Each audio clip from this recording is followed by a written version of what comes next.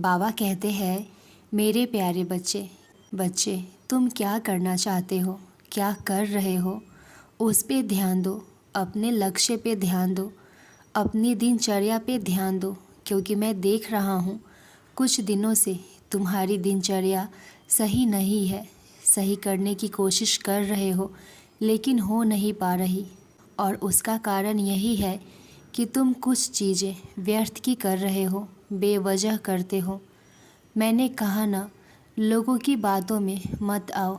अगर कोई तुमसे आके कुछ कह देता है तो तुम उस पर विश्वास कर लेते हो। किसी दूसरे से वो बात पता चली तो तुम चिंता में आ जाते हो कि मेरा इतना करीबी होकर मुझसे बातें छुपाई, और उसी को लेकर अपने मन को उदास कर लेते हो और सोचने लगते हो कि तुम में क्या कमी है कि लोग तुमसे बात छिपा रहे हैं।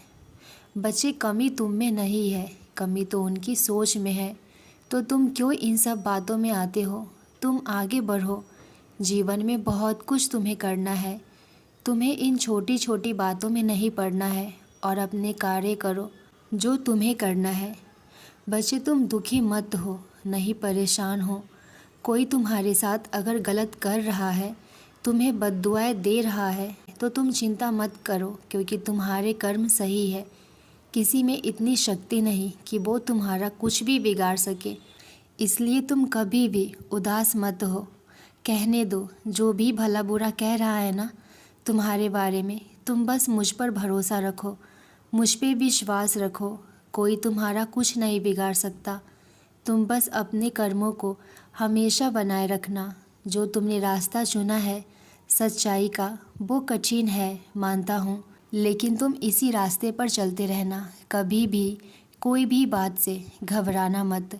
और बच्चे, अपनी सारी चिंताएं मुझ पर डाल दो, क्योंकि मुझे तुम्हारा ध्यान है। अपने मन में किसी भी प्रकार की शंका मत लाओ। मैं तुम्हें इस तरह परेशानियों में उदास नहीं देख सकता। तुम्हारा साई हर पल तुम्हारी रक्षा कर रहा है, तो तुम क्यों चिंता में डूबे हो? किसी बात का फिक्र मत करो कि तुम्हारा कार्य कैसे होगा, तुम्हें कहाँ जाना है, क्या करना है। अपनी सारी चिंताएं मुझे सौंप दो, मैं सब संभालूंगा। अगर तुम पूरी निष्ठा से, सच्चे मन से मेरी प्रार्थना करो, मैं तुम्हारी इच्छा ज़रूर पूरी करूंगा। मैं जानता हूँ कभी कभी तुम्हारा मन भटकने लगता है, कभी कभी तो तुम्हारा विश्वास भी मुझ पर से डगमगाने लगता है, क्योंकि तुम्हारी जो इच्छा है उसे मैं पूरी करने में देरी लगा रहा हूँ। तुम चाहते हो कि पहले मैं तुम्हारी इच्छा पूरी कर दूँ और उसके बाद तुम मुझसे मिलने, मेरा धन्यवाद करने शिरडी आओगे।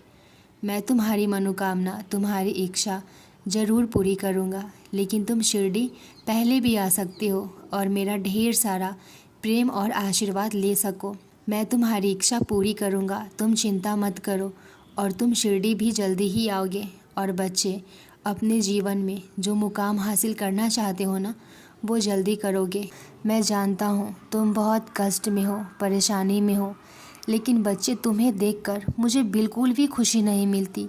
जब तुम उदास होते हो ना, मैं भी उदास होता हूँ। जब तुम रोते हो, मेरी भी आंखें नम होती है। बच्चे, मैंने तुमसे कितनी बार कहा है कि कैसी भी परिस्थिति हो, खुद को मेरे हवाले करो, मुझ पे विश्वास रखो। ईसाई तुम्हारा साथ कभी नहीं छोड़ेगा।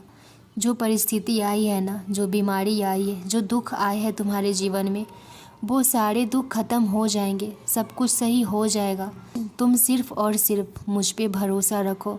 मैं जानता हूँ तुम्हारे सफ़र में कांटे आए हैं, हर कदम पर संघर्ष, हर मोड़ पर चुनौतियों का सामना तुम्हें करना पड़ा है।